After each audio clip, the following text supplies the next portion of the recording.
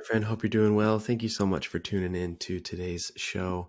We're going to be talking about 17 things I regret in business. And no, this is not a woe is me episode. Let me put it this way. I think there's a lot of great content out there in this space about things you should do, right? So think this way, or do this strategy, or try this thing. What there isn't a lot of is content or advice talking about the things to avoid. Don't do this.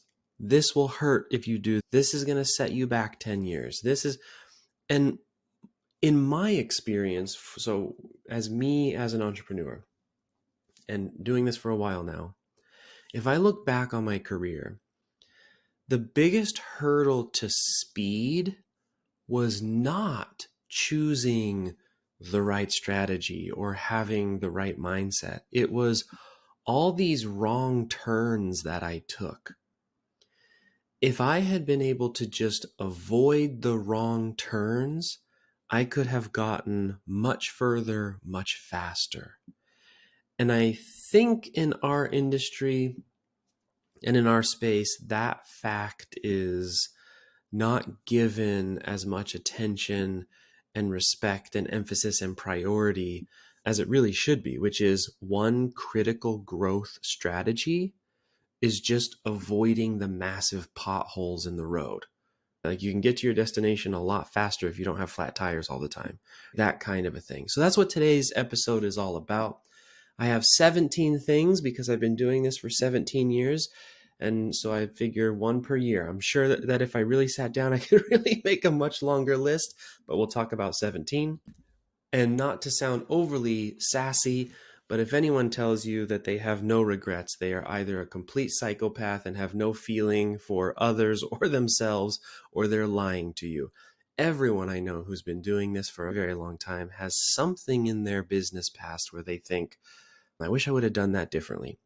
And I think that is also something that's really important, has got to change about this industry, is this idea that there are perfect entrepreneurs, that there are people who are successful and have never messed up.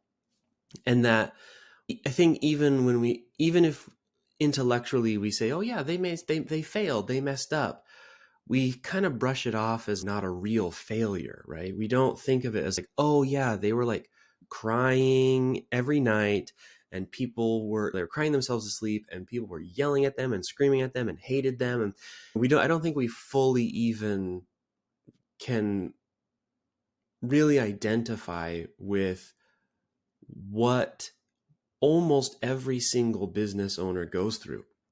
I personally do not know any successful business people who don't have some kind of thing in their past where they messed up and they regret it and they wish they hadn't done it. And so another big reason for doing this episode is just to shine light that this is so normal. And if you have stuff in your past and you're holding yourself back from doing something new or something again, or continuing on, or you're keeping yourself small because you think, I don't deserve this, I can't be that kind of person, let me be the one to tell you, there is nobody at the successful level of entrepreneurship who doesn't also have the same feelings about themselves, about their past that you have. There's nobody who is successful that I know of, unless you may have some people who claim it, but they're probably lying to you, meaning claiming that they've never made a mistake or they have no regrets. But everybody I know has some kind of thing they wish would have turned out differently. And so hopefully this is a helpful episode. Again, this isn't just supposed to be a sob story. I want people to realize that every entrepreneur is a human being. Human beings make mistakes, but you can and should still be successful, even with all of that. All right, so let's go through now. 17. Man, 17 years, been a while. All right, so number one, probably the biggest regret that I have in my entire career, and I was reminded of this recently because my daughter's birthday was recently. And when she was born, I was at the hospital taking calls from a very specific client. And to this day, every year it's her birthday, I am reminded of that massive regret. And there's a whole host of reasons why that happened, and et cetera, et cetera, et cetera. But we were at the hospital. Now, luckily, my wife wasn't like actually having the baby at that moment, but technically was in labor, right? So I was talking to my client while my wife was in labor for what turned out, by the way, to be an absolutely idiotic reason that the client was pinging me and calling me and threatening to fire me and all. I mean, it was, in retrospect, so dumb that I did that, and I absolutely regret it. And it is representative of a bigger regret, which I have had more than just this one instance. This instance is an examination, and this is the lesson that I want to leave with everybody, is I have regretted every time I have had unclear boundaries for myself and others, and or have crossed those boundaries myself. Doing client work while my wife is in labor, that's a boundary that I crossed. That I regret it deeply. And I've done it many times. I told my kids I was going to be there on Friday, and what did I do instead? I dealt with client or staff drama. That's a boundary that was crossed, right? A personal boundary. I can't tell you how many times in the past I've taken vacations and told it I'm going to be there, I'm going to be present. And what was I doing half the day on my phone, pinging people, right? Regret it every single time. And then, so along with that, I also deeply regret not making boundaries a more prominent part of conversations. Now, understand, this is stuff that I've worked on, right? So I'm not saying this is still going on. What I'm trying to teach in this episode is I wish somebody would have drilled that into my head a lot sooner, because the big regrets I have 17 years later are all the times when I didn't do that. And it can be so hard because we tell ourselves this lie that I can make the exception to the rule this one time. I'll just work on this vacation, or even smaller level. I'll just check my phone right now. Everyone's in the pool anyways. But then what happens? They get out of the pool. You're still on the phone. Boundaries are so important. They're so important. Personal boundaries. So that's a big regret. If you're newer, or if you've been at this for a while, it's time to really start thinking about that stuff. You don't want to go on forever and ever. I can tell you the quality of my life increases every single time I think more or do more work around boundary setting. All right, number 2, this is a big one. Hiring team, staff, vendors, etc. before I establish the recurring income to afford those new hires. So I get it. I love that there's a lot of advice like hire when it hurts and hire fast and all that stuff. I love all that. That's great. I don't disagree. I think most people are way too slow to hire. Way too slow. I also think that not hiring is a massive risk, because you're putting the entire business on one person's shoulders, which is so dangerous. That's so dangerous for a number of reasons. You're limiting the number of ideas and innovation that can happen in that business because it's just one person. You're putting the business at risk for any kind of physical injury, illness, burnout, etc. You are unnecessarily capping your earning potential, because the business is not a person, but it's run by a person. The business is an entity in a market, which is only limit is how far the business is able to push, and et cetera, et cetera. It's incredibly dangerous to not hire. However, the single biggest introduction to stress that I have found, and the lesson I want to pass on to you, is do not hire until you have at least their salary or fees or whatever you're going to be doing set up in recurring revenue. So whether it's low ticket, high ticket, payment plans, however you have that set up, I can't think of anything more stressful. I will take a client yelling in my face and threatening me with everything that clients can threaten you with. I will take competitors stealing my stuff. I will take every other problem in business. But there is nothing, in my opinion, more stressful than having recurring expenses without recurring income to match those expenses. I've done it twice in my life where I overhired before recurring expenses could catch up. I have deeply regretted it every single time. Deeply regretted it. When you have to, because this is what, I don't know if you've ever heard the phrase like starting from zero every month. That's what they mean.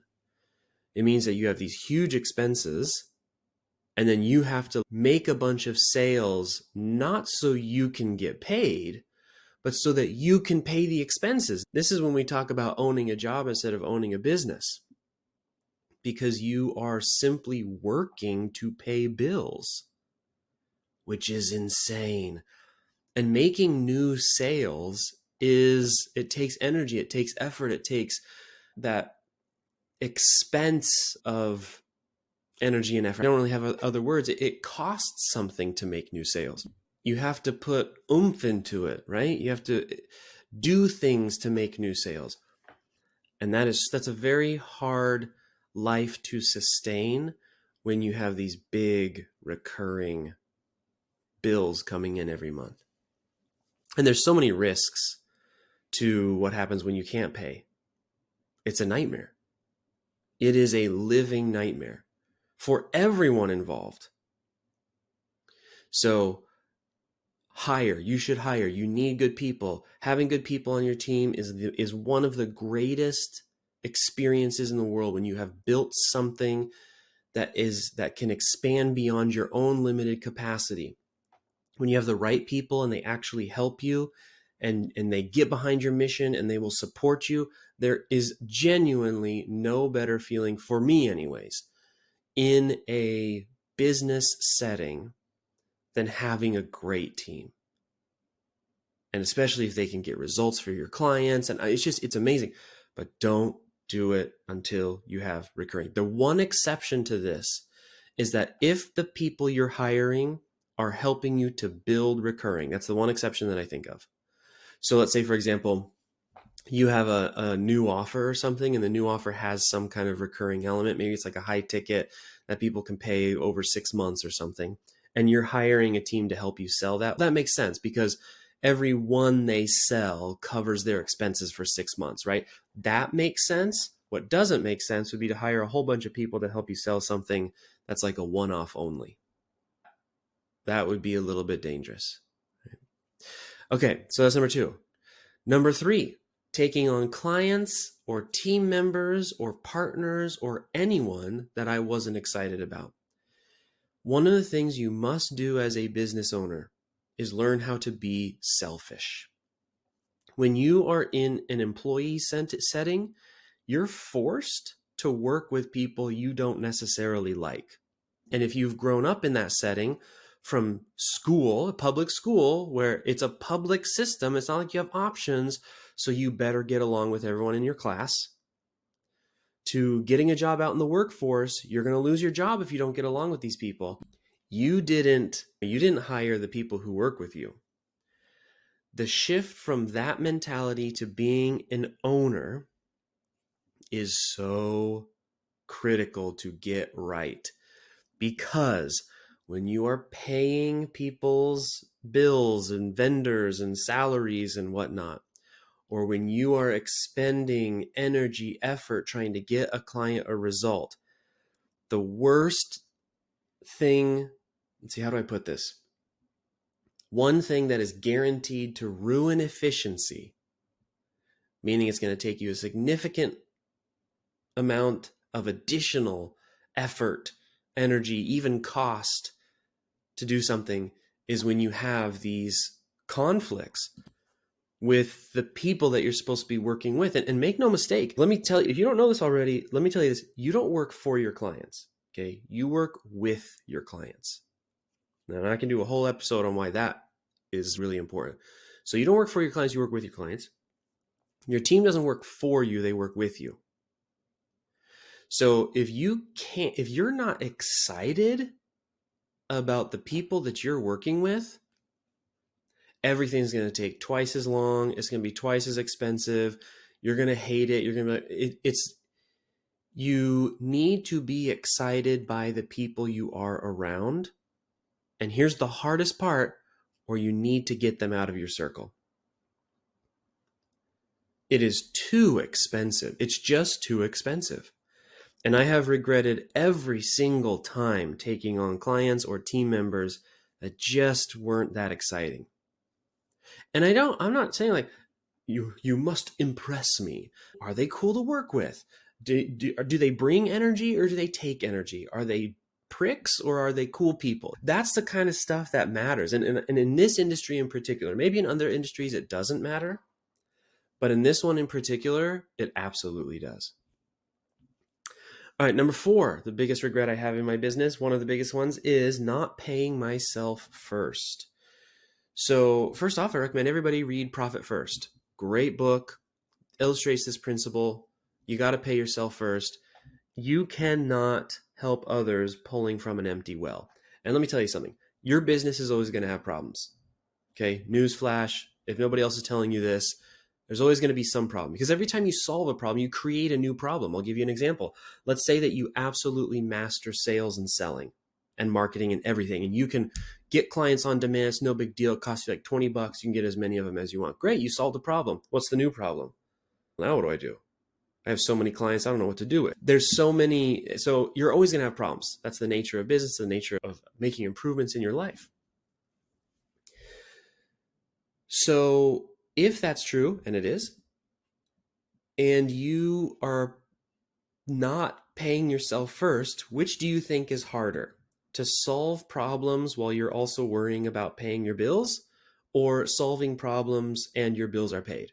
Which is harder? Yeah, when you're not paying your bills and you're still trying to solve these problems, and it's really, that is the hardest way to do things. Even if it is uncomfortable to pay yourself first, you have to do it. Otherwise, the business crashes anyways.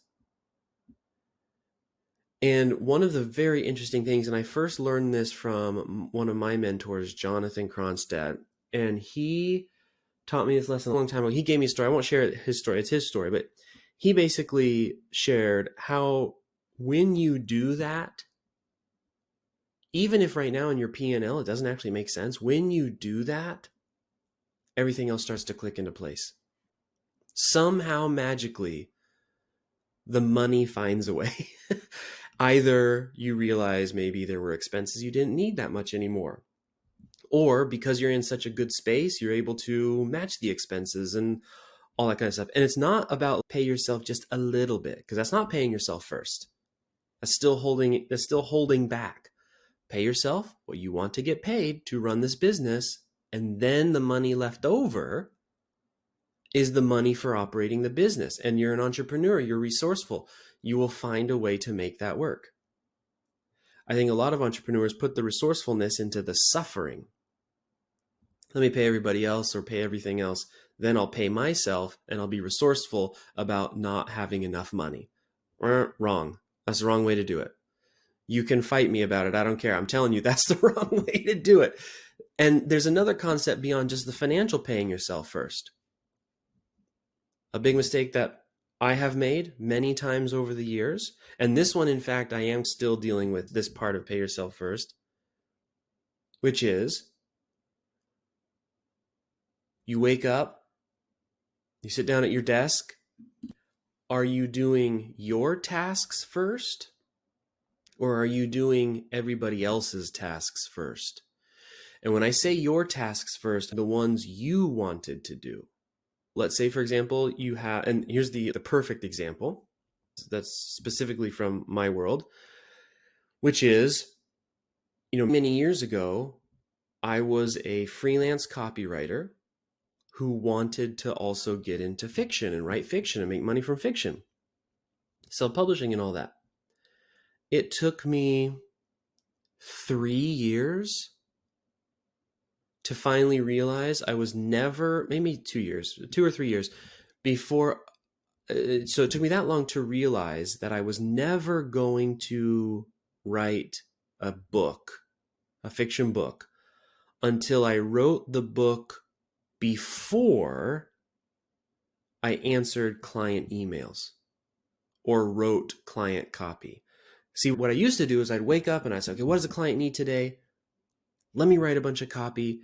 And then with whatever I have left over, energy-wise, time-wise, then I'll write the book. No, it doesn't work that way. Because that's when you sit down to do the thing you wanted to do, and now you're like, I'm tired, I'm exhausted, I really don't want to do this. I gave all my best stuff to the client.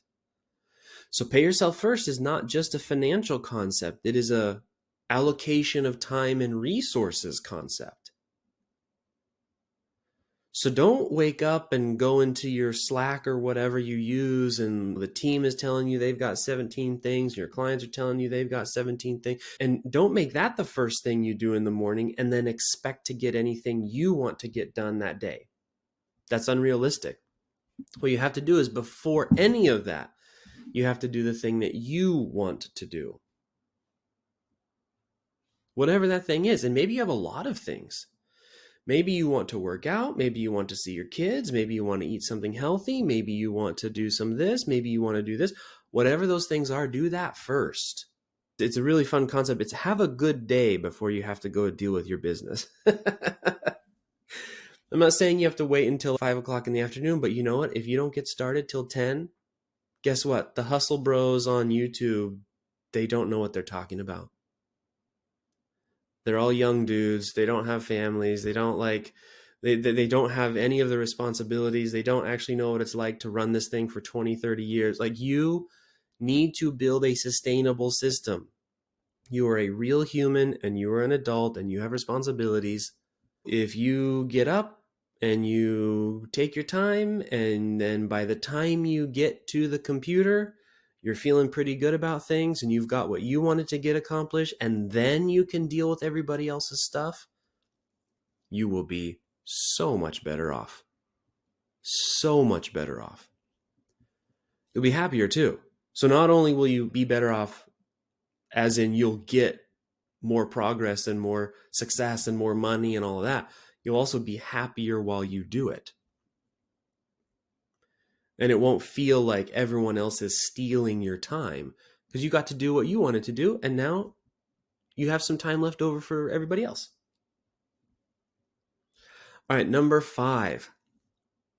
I deeply regret not acting faster. And interestingly, this one's actually getting worse over time. So I was better at this when I was younger, because I was a lot more agile as a company. I had many fewer responsibilities. So the bigger your company gets, the more people that are involved, the more companies you own, like the more that is like at stake, the harder it is to move faster. But I definitely deeply regret every time I've not moved as fast as I thought I should have. So for example, one of my companies, I was like, we need to get some continuity in this company 2 years ago. 2 years ago, we really need some continuity. 2 years later, still working on continuity. It's not really scaled to where it needs to be. That is my fault, because I didn't push it harder 2 years ago. But that is an example of that regret, where you know you should be doing something and you don't do it as fast as you want it to get done. Another example, you know you should write a book. I will tell you the regret you're going to have is that you wish you would have written it faster. Hiring, you should hire someone. You're going to regret, you're going to wish you had done it faster. You need to launch that thing. You're going to wish you had done it faster. Like all of these good things that we have in our lives that we know we should do, and then we just, and the worst part is that it always happens when you finally do it, and the regret comes of, oh, I should have done this a long time ago. That is a very common regret that I have. But there's also two other kind of layers to that. So that's the surface level basic concept. The larger and perhaps even more important one is part of not acting faster has to do with the trust you have about the idea you're having in your head. So you think, okay, I should write a book. That idea pops in your head. And then all of a sudden the doubt starts coming in. You don't really need to do it now, and da da da. And as a result, you have these early ideas and you don't act on them because there's too much thinking. And unfortunately, almost every idea cannot be thought through. It has to be acted through. In other words, let's say we're trying to think about, should I do this in my funnel? Should I do this in my funnel? Should I do this in my funnel? That doesn't help if you should do something in a funnel, just thinking about it, trying to plan for it, trying to guess, the only thing that helps you know if you should or shouldn't put something in a funnel is what? Put it in the funnel, run the traffic, and find out. That's it. Now listen to me. That's it. That's the only way you will know if something should or shouldn't be in a funnel. Everything else that you do is a waste of time in finding out. Now, there may be other purposes for your thinking or anything like that, but if you're like, I need to find out so I can know whether or not this was a good idea to do, the only way to find that out is to do it. And so this comes down to procrastination and really making work about anything other than the work. Drama, self-doubt, fear, anxiety, all of those things are delays. And they trick us into thinking, oh, this is what's important. This is how I'm going to find out the answer. This is how I'm going to know. When in reality, the only way to know, like, you want to know if you're a good fiction writer, go write a fiction book and throw it up and try to sell it. That's how you know. Your editor can speculate, your ARC readers can speculate, your beta readers can speculate, everyone can speculate, but until you put it out there and you put some money behind it and you try to sell it, that's when you'll know for certain. Same with funnels, same with anything that you do in your entire business. The answer is acting faster.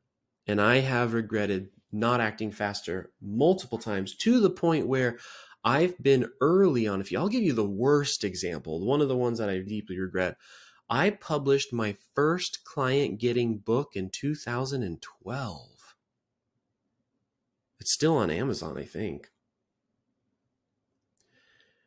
And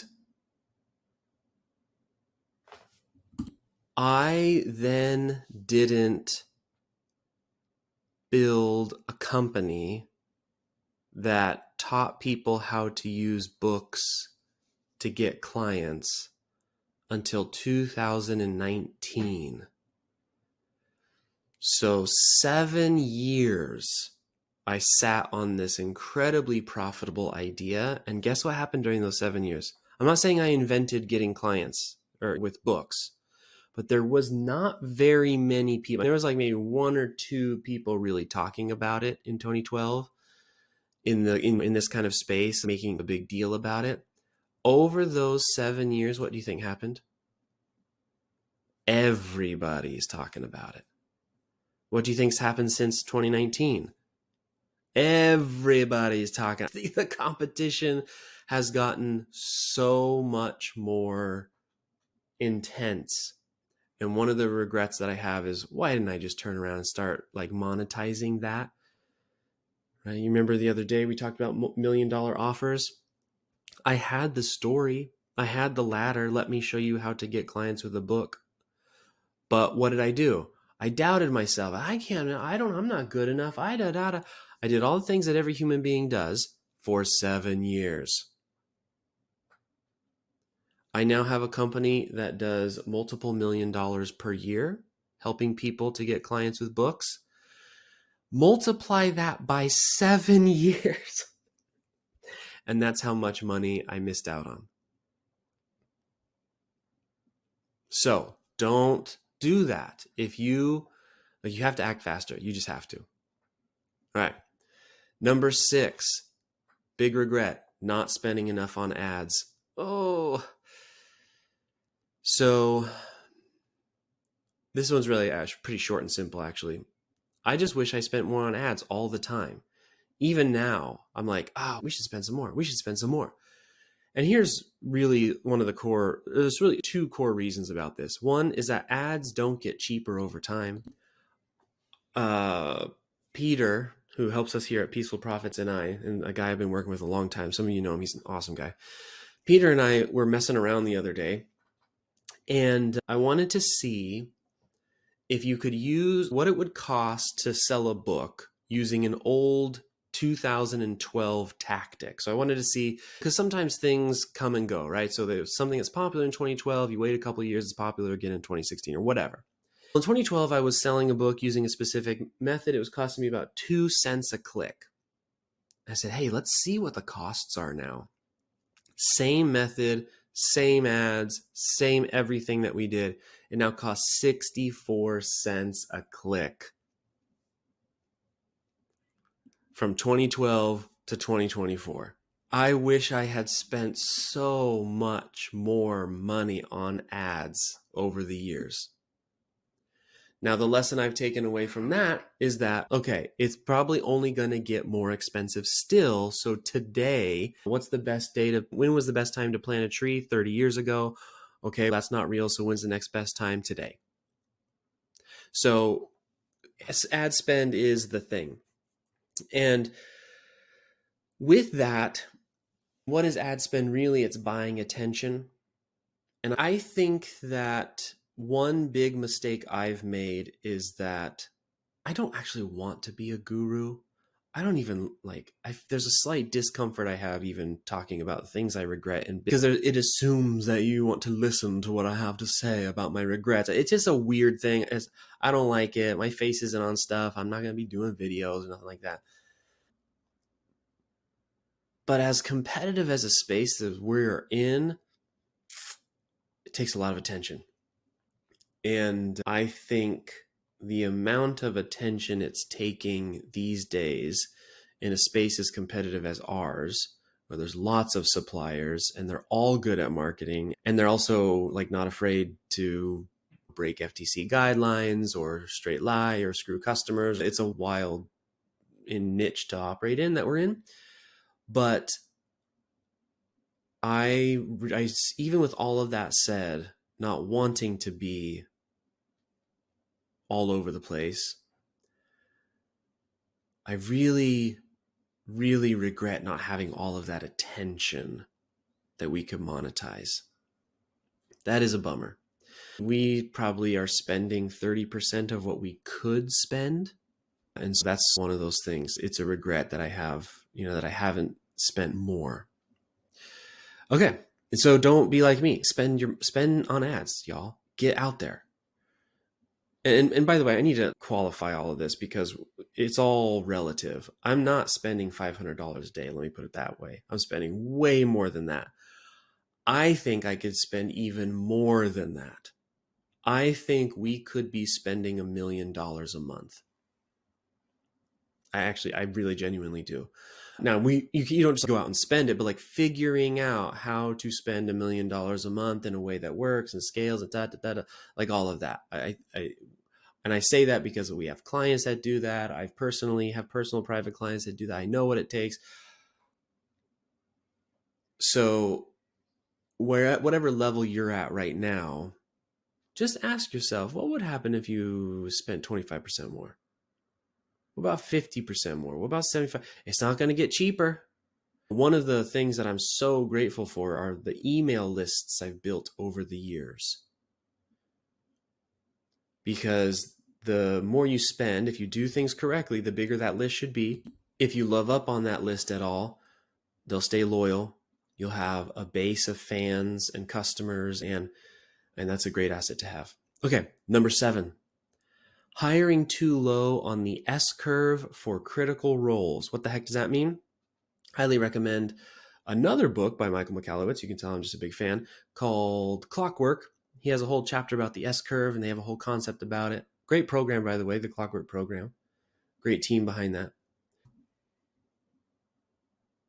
There are a lot of roles in which hiring lower on the S curve is appropriate, and there are a lot of roles in which it is not appropriate. I myself have made the error multiple times of hiring too low on the S curve for roles which require higher S curve expertise. And what is the S curve? The simplest version, of which I'm going to not do it any justice whatsoever, is that it's basically a measure of skill and talent and experience versus cost.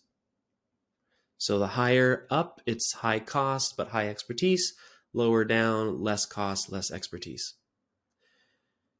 Now, what are we talking about here? What's the lesson? Okay, great, Mike, you've made some bad hires. Like, welcome to business. But the real lesson here is understanding, what do you want from a hire, and making sure that you get that or more, not less.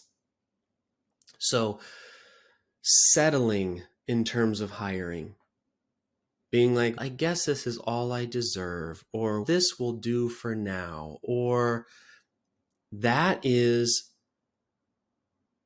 a thing that I see in so many entrepreneurs. It's like this internal negative self-talk, downplaying what it means to be an entrepreneur. I get that right now it's very trendy to vilify people like CEOs and that kind of thing. And if you grew up like I did, super working class, down with the man, right? Management sucks. They're making our life terrible, blah, blah. And you can get this mental picture of, you get an inaccurate picture of what you are as a job provider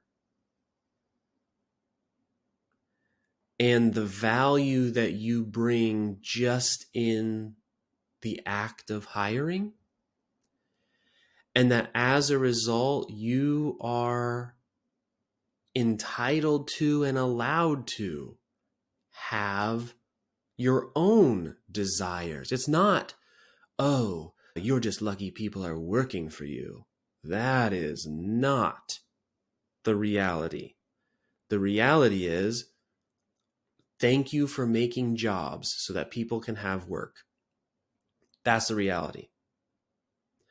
So, in doing so, it goes back to what I was talking about earlier about taking on clients and or team members that you aren't totally excited about. Don't hire for anything other than something where you think to yourself, I can't believe this is happening. This is so awesome. We have this person on the team. Oh my gosh, they're going to help so much. This is going to be great. I can't wait to support them while they support me, because that is the appropriate relationship to have. When you hire too low on the S curve for certain roles, what ends up happening is you have to invest an unequal amount into the individual, meaning you're not only paying them, but you're also having to bring them up to speed for a role that you're paying for that they aren't actually able to fulfill because they don't have the training and etc. Now, please understand, I am not saying don't train your people. I'm also not saying don't invest in your people. I love investing in people. What I am saying, though, is you need to be way careful about your own time, energy, resources. Don't hire someone for a position that if it takes them 6 months to learn how to do that position, that your business is going to crash. Just hire the person who already knows that position. And I know for some people listening to that's going to be such a hard thing to hear. For some people, it's ego. right? For some people, this person has different ideas than I do, and I want it to be my way. Don't do that. That's silly. That's a waste. That's a waste of your own time and money. Hiring people that you feel like you can lord over, that's a waste of time. But you do need to look at and hire people who are able to do what you need them to do pretty quickly. Otherwise, you are going to be in a bigger pile of poo than you can even imagine. All right, so that's a good one. Number 8, fear in general, I always regret. Dang it, why was I afraid of that? Anticipating things that are going to happen that never happen. When AI came out 2 years ago, I'm not going to lie. The first couple months, I was like, oh, it's all over? Okay. Nice run, everybody. Because I'm in coaching, consulting, fiction writing. I've been a copywriter for 17 years. And this was all like up in my face. You know what I mean? This was, oh, okay, a total existential crisis of, oh, everything I've ever worked for, it's all gone. 2 years later, 3 years later, I'm not saying AI doesn't have big impacts. I'm not saying that someday it won't, blah, blah, blah. But I was thinking it was happening like that day. And there was, in full transparency, 3 months where I didn't get anything done. I was ineffectual because I was just constantly trying to find out, what is this AI thing? How's it? Be careful about fear. It can take anyone at any time. That's the most important. You never get over it entirely.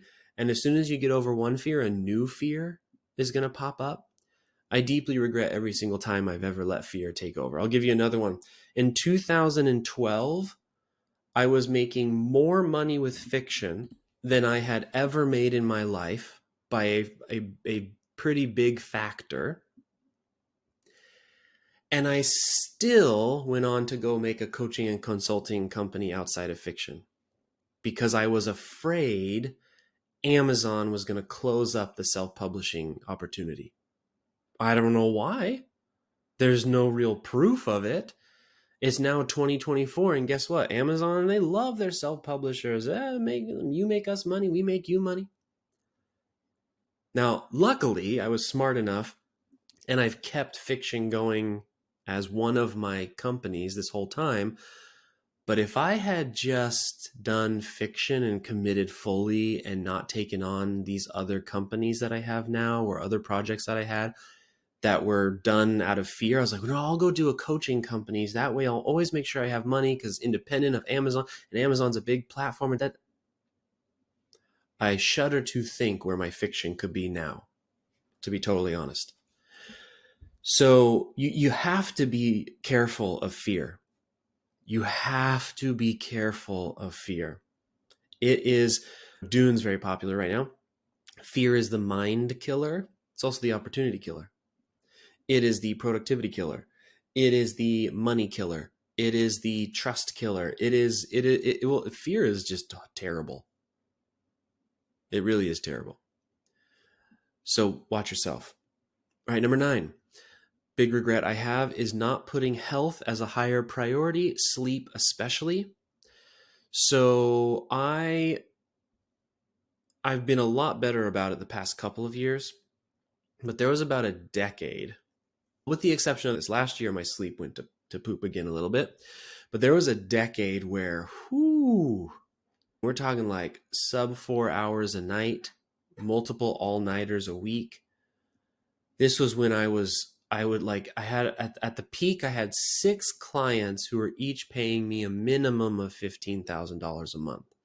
So this was before like all the coaching stuff and scaling and learning all these principles. I was just like individual personal clients, $15K a month or at least. Some were paying more.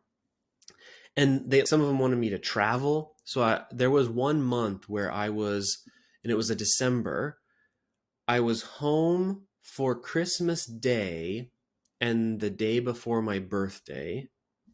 And that was it for the entire month of December. Otherwise, I was traveling, which is typically in our space like a slow month. And I was just travel. And I was like hitting this flight to connect to this flight to go from this client to that client. It was, at the time, I thought I was being awesome. I was like, this is what you do. You got to grind and hustle. It turns out that I could have made that same money way more healthily. Is that even a word? I could have been a lot more healthy making all that money.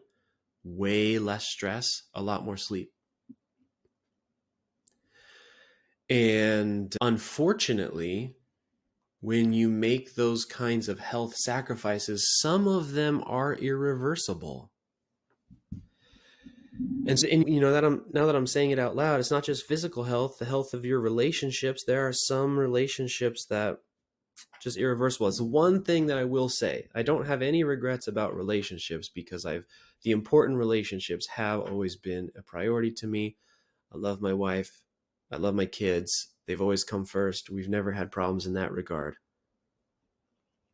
People who have been good and loyal to me, like I've got long-term relationships in an industry that's notorious for just churning out, churn and burn, and I'll use you and move on to the next one and that kind of thing. So that has been awesome. But I could definitely see how relationship health, physical health, mental health, emotional health, these are all related. For me, the big sacrifice was physical health. And part of that's just because the hobbies that I was interested in as well, ultra running.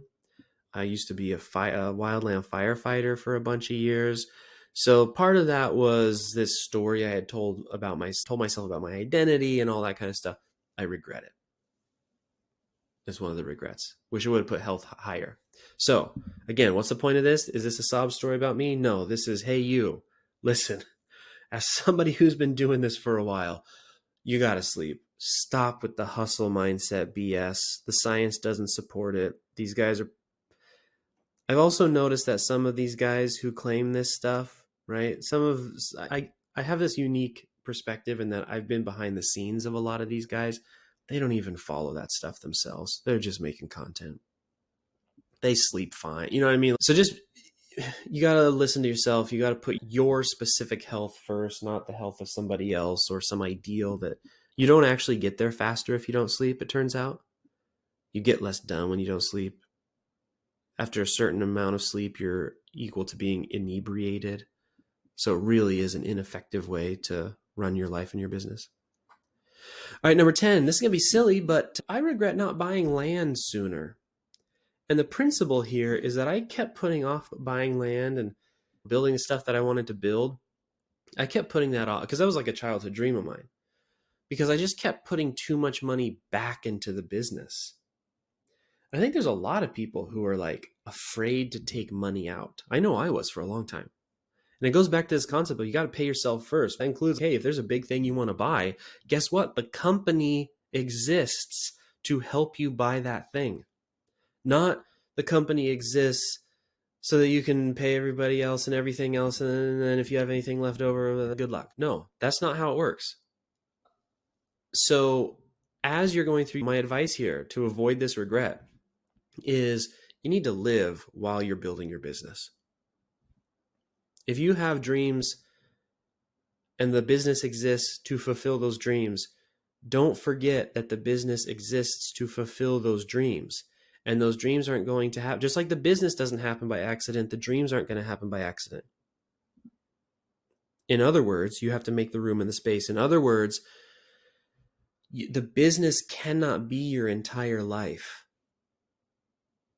Otherwise, the business will be your entire life. I know that sounds like some trite advice. Let me see if I can think of an example. If your goal is to go on a massive vacation once a quarter, guess what? You're not going to go on that vacation until you tell your clients and your team and everybody, guys, I'm going on a vacation. Goodbye. Oh, but I need you to, no, I'm going on the vacation. I will see you when I get back. That's the kind of space you have to make. That's the kind of like lines in the sand you have to draw. That's the kind of discipline you have to have. That's the kind of place you have to put the business. The business exists to serve the clients, the customers, and you. If it doesn't, shut it down. I know that seems so extreme, but what I'm telling you here is most people build a business with these hopes and dreams of what it's going to give to them. And then it's like they got on a motorcycle that's overpowered for their ability, and they're screaming down the highway, just trying to hold on to the handlebars, hoping the thing doesn't flip. That's not sustainable, y'all. The bike's going to flip eventually. So how do you change it? What do you do? This is the work that we do at Peaceful Profits all the time. It's about setting up different things within the business so that you can more easily make the kinds of decisions that you need to make. There are some businesses you simply cannot say, I'm going to take a week off. Sorry, guys, I'm gone. There are some businesses you can't do that, but that's because the business was designed that way. You're using the wrong strategies. You've made the wrong choices. Now, luckily, you can recover from all of that, as I have done many times. I'm guilty. Like I said, this is my regret, y'all. Okay. So I am fully aware of what can happen, and you can recover from it, but you got to live a little bit. Don't leave all your money in the business. Take some out. Go buy the land. Go on the vacation. Go do the thing. You have to. Otherwise, what are you doing this for? Please don't do this just for a paycheck that you're going to put in a bank account. Unless your goal is retiring early or having some kind of massive financial safety net, and then once you achieve that massive financial safety net, what's next? I don't know. What is next? What's the next goal? Don't just say, I achieved that, I guess I'll just do my job now. No. You have to tie this to something. It's too hard not to. Oh, the massive truckloads of just junk you're going to have to deal with. It's got to be for something. All right, number 11. This one's pretty straightforward.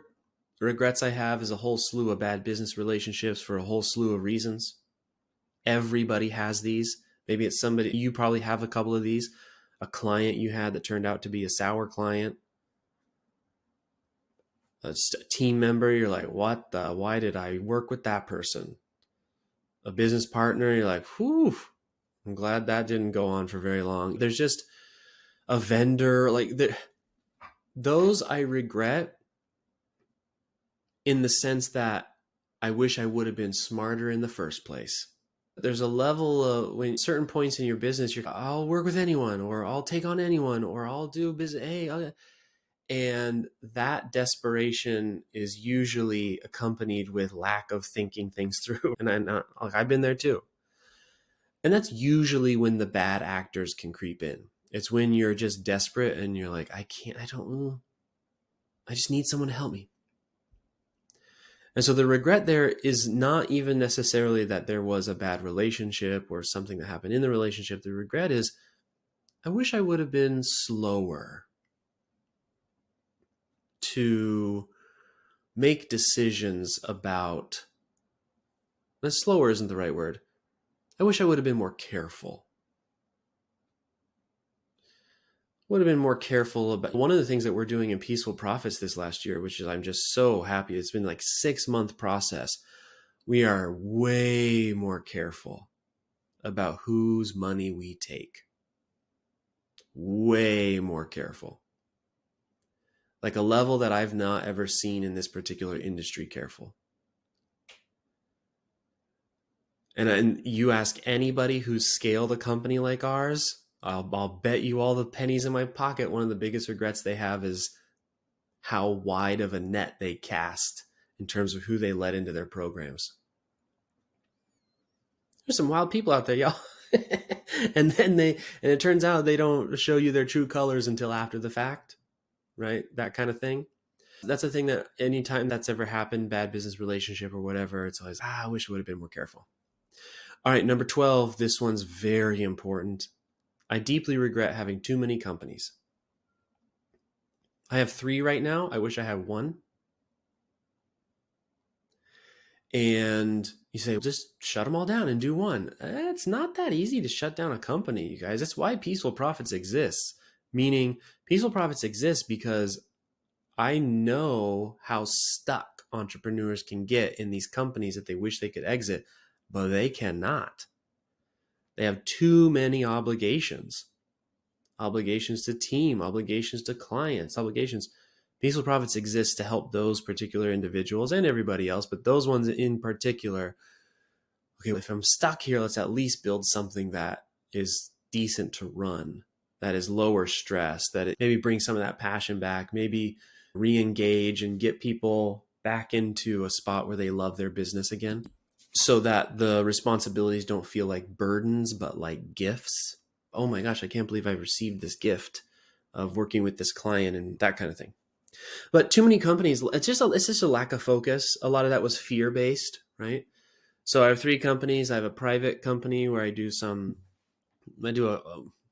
let's see, how can I describe it in 5 seconds? Basically, I take on partners, I invest in their stuff, and we do exits together, sometimes not. It's like an equity partnership type deal. It's not open to the public. Don't ask me about it. It's not open. Like, it's stuff that I approach certain people or I have relationships with. I take on a certain role, blah, blah, blah, et cetera, et cetera. That's one company I have. The other company I have, which is one I really enjoy, is my fiction publishing company. And then I also am very passionate about what we do here at Peaceful Profits. And those are the 3 companies that I have. I wish I had one. Because I get it. Like, it's so cool. Look at all these cool guys with their 15 companies. But man, if all 3 have a bad week at the same time, that is a rough week. That's a rough week. And I don't care what anyone tells you, whether they're trying to sell their scalable program or whatever. It's tough to run multiple companies. There's a reason guys like us have gray hair. And I think what I had hoped to get out of multiple companies, it's a sentiment I hear a lot from a lot of new entrepreneurs, right? So let's have this one, and then if this one doesn't do all this, and you're trying to hedge your bets or you're trying to maximize your revenue or anything like that.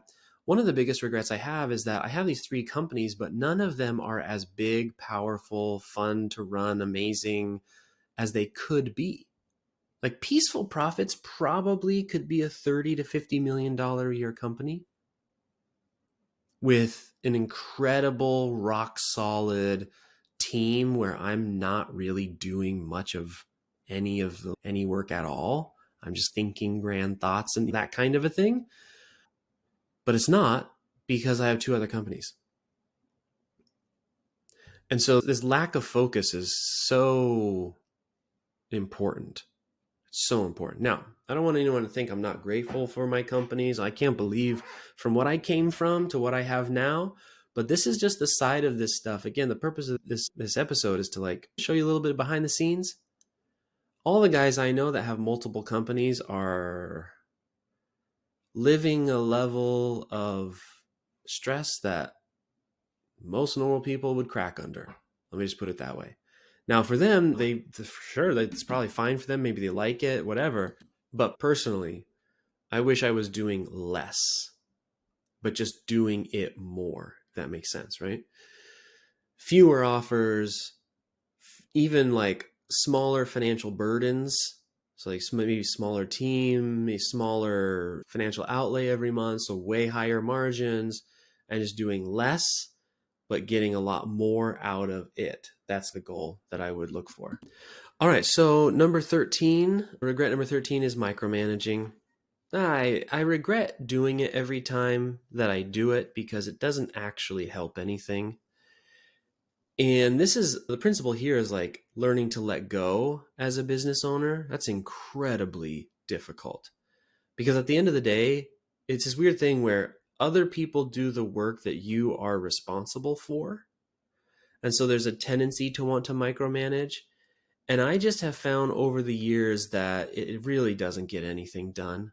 It really. And not just micromanaging people, but micromanaging like funnel pieces and micromanaging ads and micromanaging this tendency to get overly focused on minutia instead of stepping back and looking at the big picture and saying, you know what?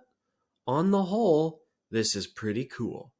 And then moving on to the next thing so that you can do something else. And instead of, say, being so obsessed with one book, right? Say you're writing a book, that you're delaying the release by 6 months, by a year, that's too much micromanaging.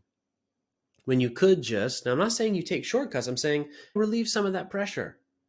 Don't be so wound so tight, because you're never going to get stuff done. And even when you're writing books, 2 books is not just a little bit better than 1 book, it is exponentially better. 2 books, 3 books, 4 books, 5 books, 10 books, even if they're slightly less better than just one really good book, it's easier to promote them. Readers will read more of them. There's a whole list of reasons why micromanaging is a detriment to getting the things done that you need to get done to have the success that you're looking for. The success that you're looking for isn't going to be found in you micromanaging stuff. It's going to be found in your output and how much of it you can create. All right. Number 14, not investing sooner. Pretty straightforward. I kept rolling that money back into companies, rolling it back in, rolling it back in, rolling it back in. Should have put more and more of it into investments, and simple investments. Some people take investing like another job or another career. I don't really get that, because the returns are so small on almost any investment opportunity except investing in a business. So why would you go spend a bunch of time, energy, and effort on an investment that has returns that pale in comparison to a business when you can just take that money and put it into that? So my investment strategy since correcting this regret has just been to, if it's not simple, I'm not going to get involved in it, because I'd be better served putting that time, energy, and effort into the business. Pretty simple. But there are some of you right now who are making money, and you got to get that money to start working for you. There's going to come a time where you're going to be like, I wish I had put a lot more money into this a lot earlier. Number 15, growing too fast. Okay. I have a tendency to, once I made up my mind, just do it and go for it. The problem is that also throughout my career, I have not always taken the time to ask, why am I doing it? I'm just like, let's do this. Okay, go. Instead of saying, why am I doing this? And what has happened is I've just grown companies really fast. And as fun and exciting as that sounds, it's also been really quite stressful. And it's a part that nobody ever talks about. Because again, it's like when you solve one problem, you have a whole bunch of new problems. Okay, let's say I grow a company really 0 to $200,000, $300,000 a month in 30, 60 days. Wow, that's so amazing, isn't it? No, because 30 to 60 days is not enough time to build all the systems you need for $300,000 a month. It's not enough time to get all the team hired. It's not enough time. So it's all scramble. And I get it. There's this whole, you need to move faster. And that's great for beginners, because most beginners really do drag their feet and like overthink. But for those of you who are, you know what you're doing and you're building up a business and you're like, I should grow. And I just think about why you're doing that. Your margins are going to shrink as you grow faster or bigger. You're going to have more responsibility, not less. You're likely going to need to get more people involved, not less. Are these the things that you actually want? And when do you want them? And how do you want them? Some people want it all now, and they're willing to deal with the stress of kind of building the plane as you fall out of the sky, or whatever the saying is, build the parachute, whatever. I would say if I were to do it again, I would go much slower in terms of the scale and growing. One thing at a time. I certainly wouldn't do 2 offers at the same time, which I've done before. That was not a great idea. I would just do 1 offer, scale it to a certain point, make sure it's getting great results and team is there, and the consistency is there, and the recurring is there, and all that good stuff. Then do the next thing. Then do the next thing. And I would keep it as lean as possible. As lean as possible. I think over the next couple of years, the big focus is going to be on entrepreneurial leanship. if that's anything. How lean can you be as an entrepreneur? How much margin can you get? Our number 16 is I actually regret not making more content for Peaceful Profits in particular, because my other companies, technically my fiction company is content, and I suppose I could say I wish I wrote more books. I definitely do. But my third company, the equity partnership type stuff, you don't really need content for that. But I do regret not making more content for Peaceful Profits. One, I enjoy it. Two, it's good for team training. And three, it's like content is easy mode. When you have content, it's so easy to sell to people who have consumed your content. And I just have not really made that much of it, which is silly because it's like super easy to do. But not like just episodes like this. I'm talking about, I wish I had wrote more books for Peaceful Profits. I wish that I had more like trainings and courses and all these types of things.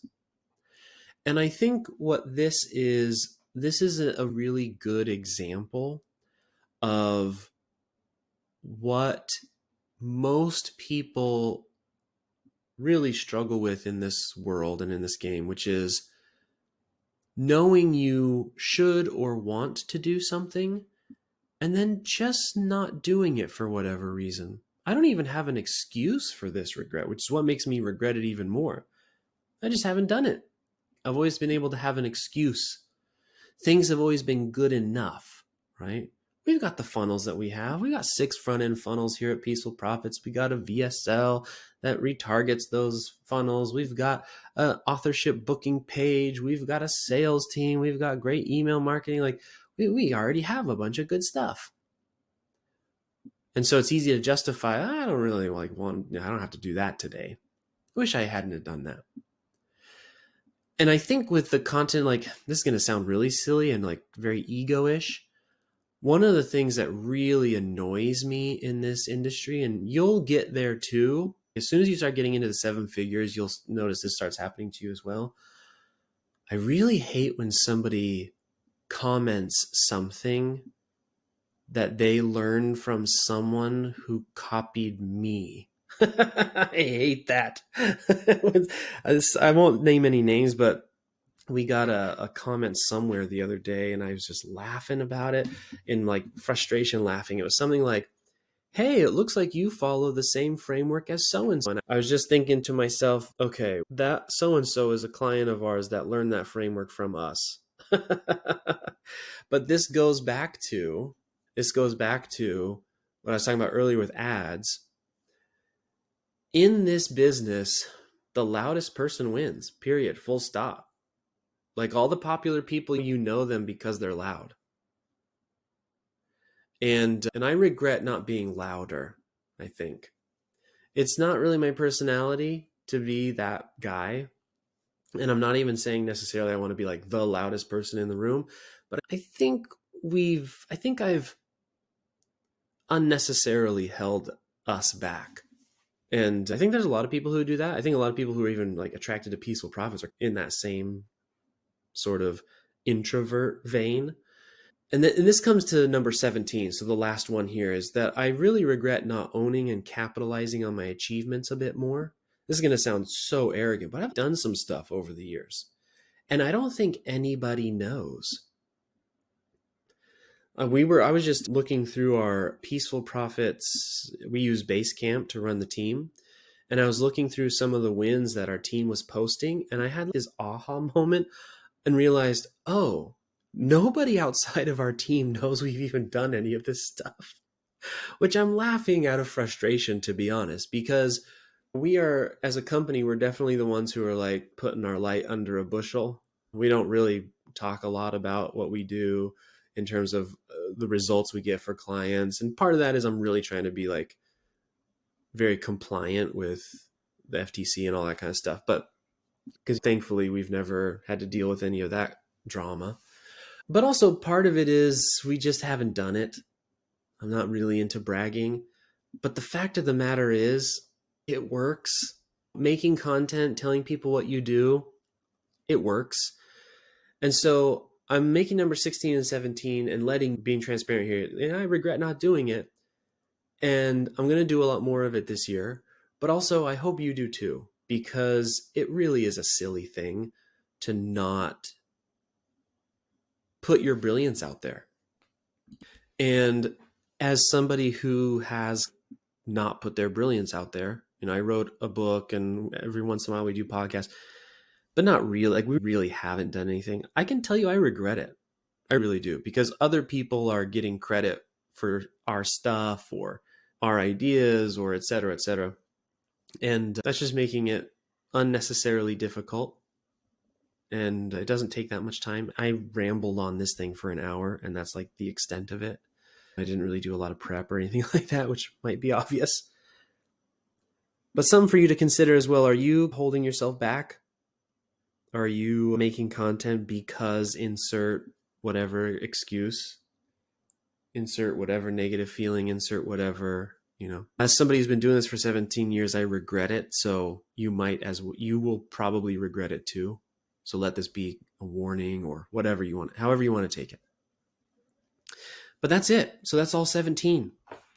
So just really quick recap: not having boundaries, working when my daughter was born, hiring before I had the recurring income to afford the hires, taking clients and team members I wasn't excited about, not paying myself first, not acting faster, not spending enough on ads, hiring too low on the S curve for critical roles, fear, things like not trusting Amazon in 2012, not putting health as a higher priority, especially sleep, not living more, not buying land sooner, keeping too much money in the company, a whole bunch of bad business relationships because I wasn't careful. I wasn't more careful in those relationships.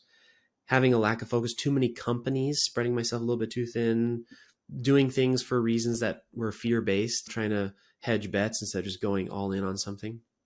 Micromanaging, not investing sooner, growing too fast, not making enough content, and not owning and capitalizing on my achievements. Those are my regrets. Hopefully this was helpful to you in some way. Hopefully there was some kind of spark of something where you're like, whoa, I don't want to be like that guy and have that kind of regret. I'm going to do something about it. Because the good news is that once you have the knowledge, it's just a matter of taking some action, and you can avoid a lot of drama. Those are the big ones for me. And you're going to have your own, and that's okay. You're not broken. You're not bad. You're not bad. You're not even doing anything wrong. Welcome to, this is what making mistakes is, right? These are real mistakes with real consequences and real difficulty and real stress and real that. And every entrepreneur does that. And you're going to too, if you haven't already. So stay resilient out there. Stay focused on what you're trying to do and your mission. If you want any help, one of the great things about hiring coaches, consultants, done for you people like us here at Peaceful Profits is what we can offer is not only like we'll help you to achieve an outcome, but we can also help you avoid a lot of garbage. And like I said at the beginning, if I had someone sit me down and tell me all these things, I could have cut down so much wasted time, could have got to where I wanted to go so much faster. So that's you. You want some help? peacefulprofits.com/call. Give us a call, chat with our team. We've got lots of different ways that we can help you. And I hope you have a wonderful day, and we'll see you in the next episode.